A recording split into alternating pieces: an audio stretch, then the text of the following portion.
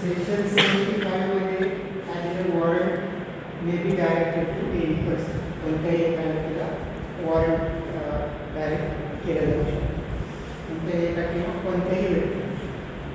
So subsection 1 मध्ये दिलेलं chief judicial magistrate or magistrate of the first class म्हणजे CJM, chief judicial magistrate असेल किंवा magistrate of the first class म्हणजे JM judicial magistrate first class may direct warrant to any person, कोणत्याही व्यक्तीकडे warrant देऊ शकतो विदिन हिज लोकल ज्युरिडिक्शन, त्याच्या कार्यक्षेत्रामध्ये. एखादा तालुक्याचा JMX असेल तर त्या तालुक्यात किंवा CJM 2-3 तालुक्यात असेल तर तेवढ्या क्षेत्रासाठी local jurisdiction. For the arrest of any escape convict, एखादा इस्केप कन्व्हिक्ट म्हणजे काय? कन्व्हिक्ट म्हणजे कोण असतो? नाही, ॲक्युरेट म्हणजे दोषी दोष फीस झाला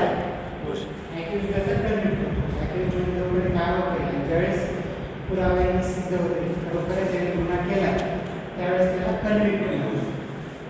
सो असा एखादा इस्केप कन्व्हिक्ट म्हणजे तो दोषी सिद्ध झाला त्याच्यानंतर खराब झालेला असेल तर अशा व्यक्तीविरुद्ध वॉरंट काढलं जाऊ शकतं.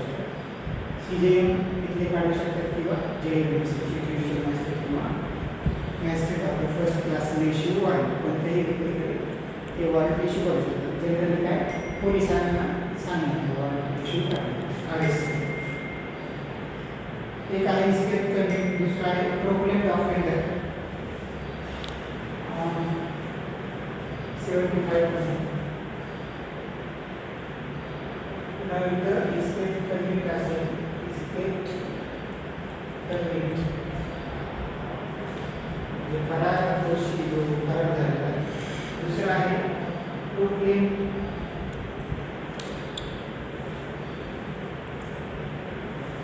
ऑफेंडर. प्रोक्लेम्ड ऑफेंडर म्हणजे काय होतं? घोषित आरोपी. गव्हर्नमेंट म्हटलं की हा वॉन्टेड वगैरे जे आपण पाहिलं असेल, एखादा व्यक्ती वॉन्टेड आहे, फरार आहे किंवा तो असतो प्रोक्लेम्ड ऑफेंडर, घोषित केलेला आहे गुन्हेगार असलेला की जो पळून गेलेला आहे, ज्याची अरेस्ट करणं महत्त्वाचं. तर कोणत्याही व्यक्तीला तो सापडला तर तो व्यक्ती त्याला अरेस्ट करू शकतो अंडर दिस सेक्शन. म्हणजे ते वॉरंट कोणत्याही व्यक्तीला एनी पर्सनने एक्झिक्यूट दिस वॉरंट, तर त्याच्या आधारे वॉरंटच्या आधारे कोणताही व्यक्ती असेल त्याला प्रोक्लेम्ड ऑफेंडर असेल आणि त्याला तो दिसला तर त्याला तो अरेस्ट करू शकतो.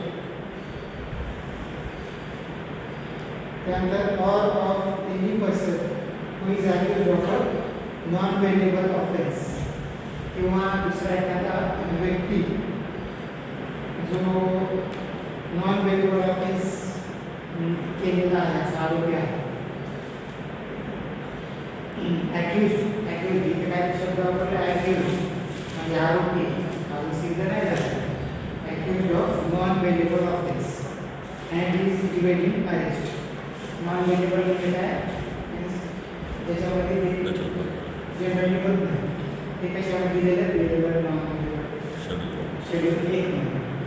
शेड्यूल दिलेलं शेड्यूल 1 म्हणजे 4 आहे. शेड्यूल 1 त्याच्यामध्ये कॅटेगरी दिलेलं वेलेबल कोणते, नॉन वेलेबल कोणते, कॉग्निझेबल ऑफेन्स कोणते, नॉन कॉग्निझेबल कोणते. जरी सिरियस ऑफेन्स आहे ते non वेलेबल, generally murder serious offence आहे ते नॉन वेलेबल म्हणजे जे सिरियस ऑफेन्स आहे ते वेलेबल. असा एखादा नॉन वेलेबल ऑफेन्स असेल आणि त्याचा तो आरोपी त्या अरेस्टपासून काय होतं इव्हेड करतो, पळून गेलेला आहे किंवा कसा झाला, तर अशा व्यक्तीला अरेस्ट करण्यासाठी चीफ ज्युडिशियल मॅजिस्ट्रेट किंवा JMX magistrate of the first class may issue a warrant to any person for the arrest of the accused, proclaimed offender or escaped convict. This is about subsection 1 of the section 75. Warrant may be directed to any person. त्यानंतर subsection 2-3 मध्ये ते acknowledge वगैरे आहे ते एवढं महत्त्वाचं नाही. तुमचं बरोबर सबसेक्शन 76